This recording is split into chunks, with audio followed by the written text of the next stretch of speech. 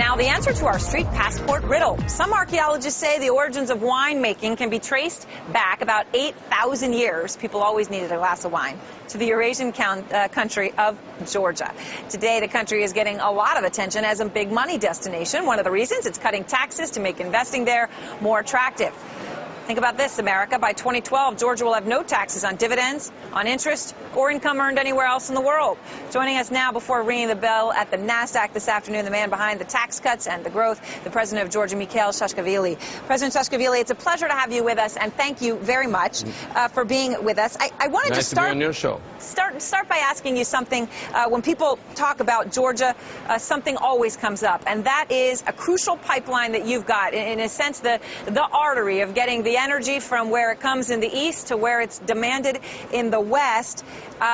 This is something Russia has not always been a fan of. And the number one question I hear from people is, please ask President Saakashvilli what he can do to say that there's not going to be any disruption on this pipeline. Well, I think Georgia is not just the pipeline route, although we have several of them on our territory, but it's generally a hub. We are the shortest route to most of the European destination for northern China and 6 landlocked countries on Central Asia and Caspian. But we have something that those countries lack. You know, they have oil and gas in larger quantities than obviously we have, but we have something which they don't have, which is we have no red tape, the lowest taxes in the region, the corruption next to none. We are one of the least corrupt countries in Europe, and certainly the least corrupt in our region, the safest country in the region, and actually we are the easiest place to do business according to the World Bank in the whole Eastern and Central Europe, and one of the easiest in the world. So having given all that, and plus what you mentioned about not only about wine, but the whole idea of Georgia as a touristic destination, it's you know, it's like a little Riviera of the former Soviet Union, Eastern Europe. It's also a nice place to be in. So actually, that's what makes Georgia a hub, you know, in a way that Singapore is a hub in its region, or Dubai in the other region, but in a very special way. I think it's a Switzerland with elements of both Dubai and Singapore, but in very European, in very pro-Western and pro-American way. Dubai plus Singapore equal Tbilisi.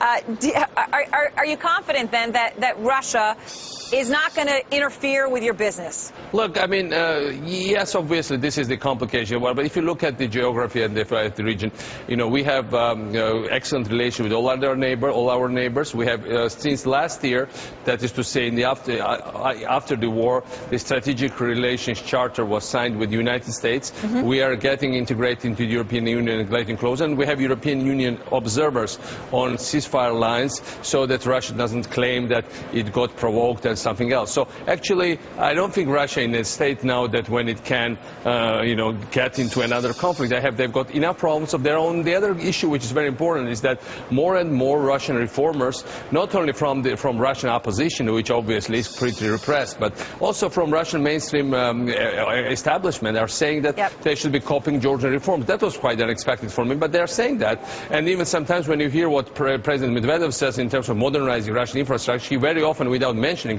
Georgia, refers to our example. So in some way, with all this, you know, love and hate relationship, at bad blood that was there, you know, for the last several years, because Russia never really resigned to the demise of empire, there is still recognition of the fact that, you know, Georgia is succeeding, and it's very hard to attack a successful country. And one final question to you, President Saakashvilli, about wine. More and more people are talking about Georgian wine. It's not an insignificant export. A lot of countries, once you get wine and you're known for great wines, you can make a whole lot of money on it. So are we going to start seeing Georgian wines in the United States? Well, high-priced, high-quality wines. As you rightly said, it's a country of origin of wine.